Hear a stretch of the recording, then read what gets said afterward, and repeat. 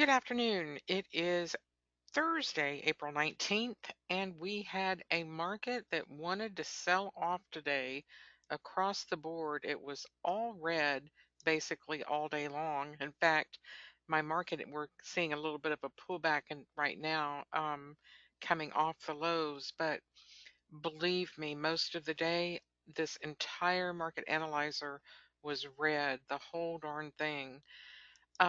I guess the market just wanted to sell off, and so they blew some of the price out that had been accumulating, is my only guess. The data was not that bad. We had a little bit of a miss on the employment number, um, but otherwise, the manufacturing continues to climb. Take a look at the numbers real quick. Here you see the jobless claims came down just a little bit, but our Philadelphia Fed manufacturing on target for increasing activity. So let's take a closer look at this picture on the 60-minute chart. I wasn't able to do a video yesterday, and it was really sort of a flattish up day yesterday. Um, and then we took some of the prior days um, growth back, but not all of it. The market did contain itself at S2 and just sort of flattened out once it hit it and went sideways from the yesterday low and S2. So not a terrible picture overall, I would say. Crude also sold off. We'll take a look at crude in just a moment. But on the high-low one, when we got a couple of those early rallies overnight and then followed early on when the market opened, again, it's very easy to take these with this reversal short. The key is to set your bars big enough so that you're not getting inside the tiny up and downs, and you can wait after a pullback. If you don't want to chase the market, wait for a 3 or 4 bar pullback or 5 bar pullback, and then enter once you get either, at the upper channel is a good location, um, or at the mid band um, is a great location to get in so you're not chasing the market. And so, and that way you can tuck your stop without getting hit. Now you'll get a little bit more risk involved when you increase your bar size, but it's a little bit safer to trade, especially in volatile markets. And then, of course, in the afternoon, there was a Bloomberg report that came out that said that the president is not a target of the investigation anymore by Mueller, and that got the market just started taking off and going big swings up and down, and not knowing really what to make of it.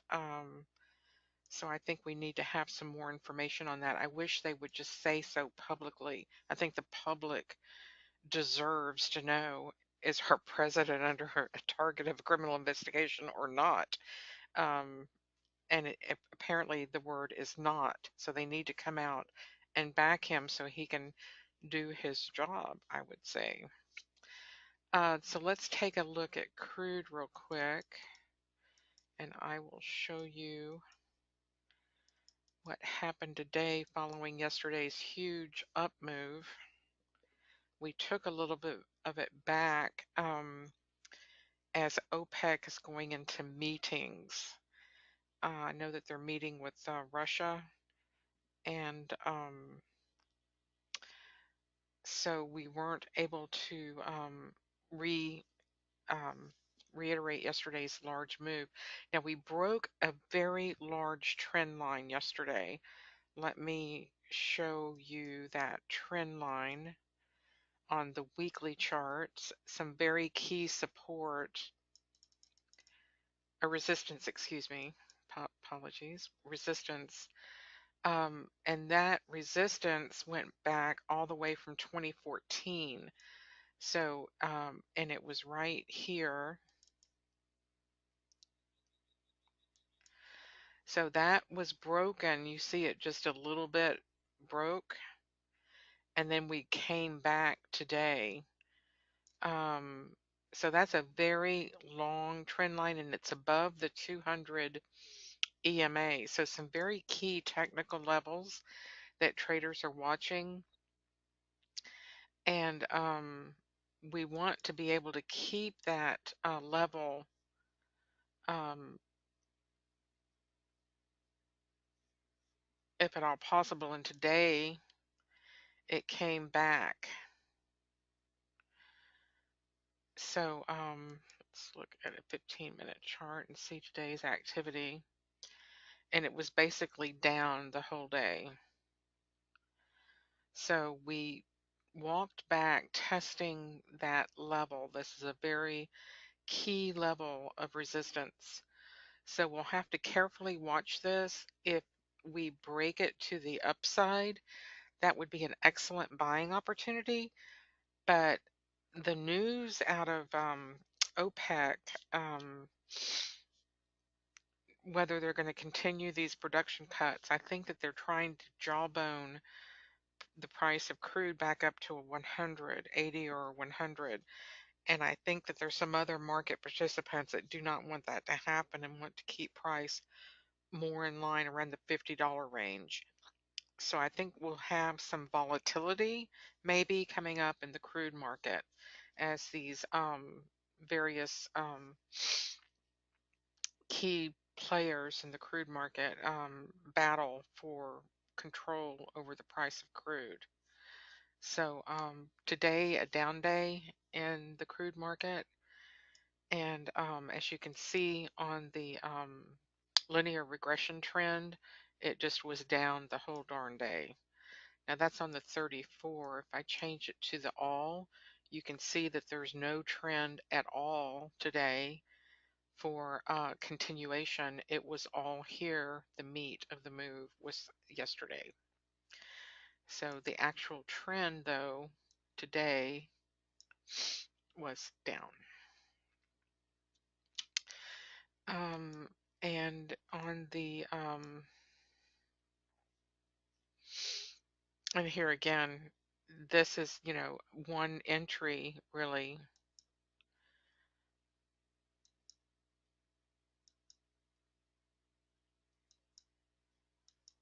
Let's see.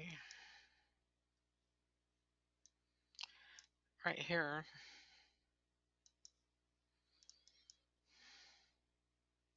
This would have been a stop out and then get back in, and it took you all the way down to the pivot points where it stopped.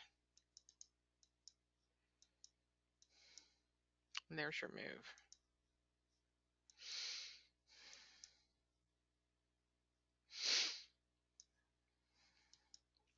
So that's about all I have for you. Going forward, there's not going to be any data tomorrow. So I would assume that we are going to again sort of tread water. Now, I want to show you something else on the daily. As far as that down day in the ES and the NASDAQ, this was tame. I mean, it looked bad on the market analyzer, and it looks bad on the 15-minute chart, like a big down day. But if you look at the daily, it's nothing. Look at this nothing burger move compared to these other more recent, bar sizes. So we're very much contained on this move, and I would not concern myself at all about today. In fact, my empirical experience has been this volatility band is what I have my eye on, and I'm waiting for price to get back up here and touch it. So I'm expecting more um, upside market action. And keeping in the back of my mind the fact that the media wants a sell off and has been telling everyone to get out of equities, which makes no sense to me since we have growth for the first time in over 10 years. And the corporations are getting legitimate earnings, not fabricated earnings, not corporate buybacks, not stock manipulations, but actual bona fide earnings for the first time. And so the prospects are huge for growth. And why everyone is trying to caution everyone to sell is beyond me. But nevertheless, just keep your eye on this volatility band sitting up here in all the markets. NQ, ES has it, the YM has it, and the Russell has it. So again, in my empirical experience, that volatility level is touched. So we are sandwiched on all these markets between the 200 EMA and that volatility level. And one of these is going to have to go, but more likely than not, the market's going to want to come up there and kiss that volatility level before making a decision on whether to back away from it or break through it. Usually it backs away from it the first time it touches it and doesn't just come right up there and go right through it. But I think that you know, I'm waiting for price to get up there. And again, comparative to what these previous bars have been, range size, daily range size, we had a very minor day today. So I know it looked bad on the 15-minute charts, but comparatively speaking, we had a very tiny down day today, and that's what I'm going to call my video. Tiny down days. A tiny, tiny down day. Not anything to worry about. All right, guys, y'all have a good one. We'll see you tomorrow.